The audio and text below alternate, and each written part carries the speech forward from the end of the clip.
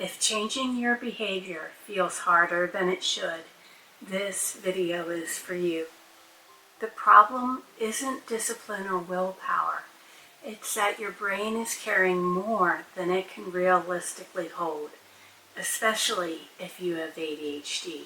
Most overwhelm isn't about doing too much. It's about your brain being asked to hold too much. All day long, what's next, what you're forgetting, what still needs to happen, what didn't get done yesterday.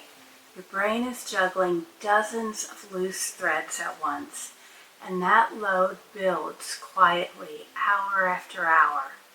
That's why a book like Atomic Habits by James Clear can feel both validating and frustrating. The science makes sense. You read it and you think, yes, this explains so much. But then real life happens and suddenly applying those ideas feels impossible. Here's the piece that matters most. Your brain has a limited amount of working memory. That's the number of things you can actively hold in mind at one time. Most research suggests it's somewhere around 4 to 7 things, and for ADHD brains, it's often fewer, especially when you're tired or stressed. Every time you're asking yourself, what do I do next? What am I forgetting? Where do I start? That's using up one of those slots.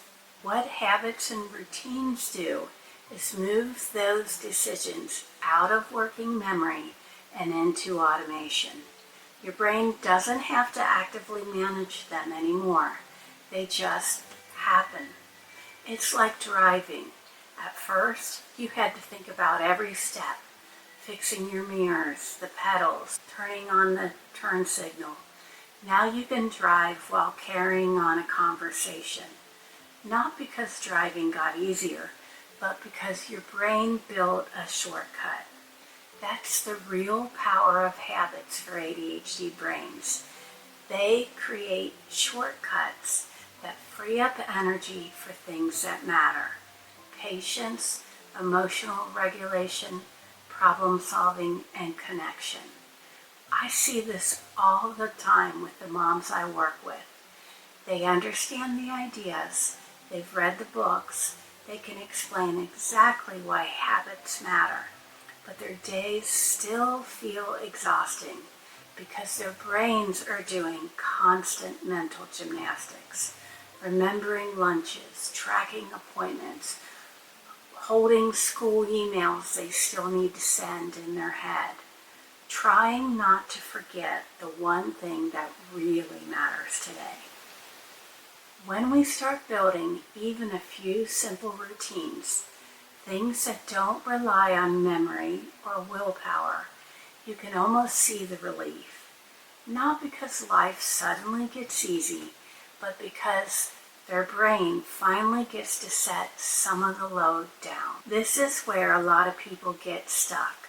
Knowing why habits matter isn't the same thing as being able to follow through, especially when you're juggling kids, work, and ADHD, either your own, your child's, or both. Information doesn't reduce cognitive load. Support does. A book like James Clear's can explain the science beautifully. I really like that book, but they can't sit with you on a messy Tuesday when everything falls apart. They can't help you adjust when a routine stops working, and they can't remind you that imperfect follow-through doesn't mean failure. Change is hard to do alone.